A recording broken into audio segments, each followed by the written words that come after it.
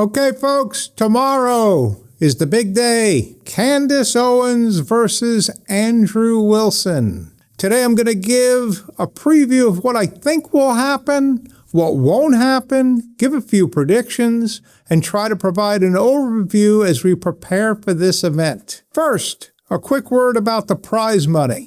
I love capitalism as much as anyone in this country, so power to them for making $300,000 each. Splitting the money evenly, however, gives me kind of this participation trophy vibe.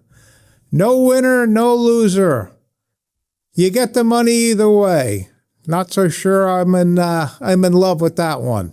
Patrick Bet David, PBD, is the moderator for tomorrow's debate, who I happen to like an awful lot. As a podcaster, he's smart, he's charismatic, the guy knows his stuff, he's wildly successful, part owner of the New York Yankees, for those who don't know that. But he's a marketer and deeply cares about his image and his standing in the podcaster influencer space.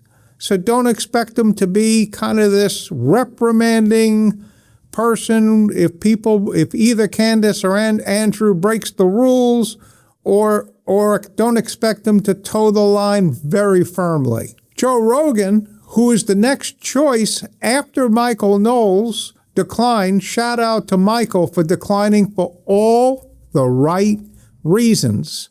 Joe Rogan would have been a much better choice, in my opinion, because he's much less worried about what people say about him or hurting feelings. In my opinion, he's much more authentic. I also believe there was no way Candace was going to have a debate with anyone if it wasn't in her home studio, because desperately she needs a brain room of people and whatever technology setup she has there at home, because she's not very quick on her feet. That's just my opinion, and would have been eaten alive in any real debate that is one-on-one with no helpers in sight and no one backing her up behind the scenes. Okay, let's talk about some tactics. To me, this debate will be all about two argument-type tactics. Candace will primarily utilize what is known as the Gish-Gallop method. Gish-Gallop, named after a debater named Dwayne Gish. The Gish-Gallop debater throws out a high volume of arguments, many weak or specious, to make it difficult for the opponent to refute every single one. And when the opponent has valid responses for almost every one of those, but a few, the Gish-Gallop debater says, aha, you see, you can't answer this specific one. There's an underlying dynamic of this way of debating, and it's actually called the Brandolini's Law, essentially known as, believe it or not, the bullshit asymmetry principle. It's an actual law. It's actually a real thing. It's the amount of energy needed to refute nonsense is an order of magnitude bigger than the energy needed to produce it. That asymmetry is exactly what a Gish-Gallop or a bad faith liar exploits. Exactly what Candace Owens is and has been doing for 11 months now. Andrew's main argument type is a method known as critic, K-R-I-T-I-C. Essentially, instead of engaging the resolutions on its own terms, you challenge the underlying assumptions, language, or ethical framework of the opponent's case. This is a very popular method in policy debate, which relies heavily upon critical theory, of which Andrew is much more advanced critical thinker than Candace is. What's the best way for Andrew to combat Candace's debate tactic of Brandolini's Law is as follows. 1. Refuse to play whack-a-mole. Triage instead of chasing. Don't go down every one of Candace's rabbit holes. Instead, pick 2 to 3 claims that are key to the case and destroy those thoroughly. Examples would be the .30-06 bullet or the DNA all over the crime scene. Go after those with a fury and make them stick. Candace is going to throw a lot of spaghetti against the wall, and you can't try and combat every single one of those. She's going to be all over the place tomorrow. That's my prediction. 2, shift and pin the burden of proof. Make the burden explicit and hold them to it every single time. Say that's an assumption, not a warrant. Where's the evidence?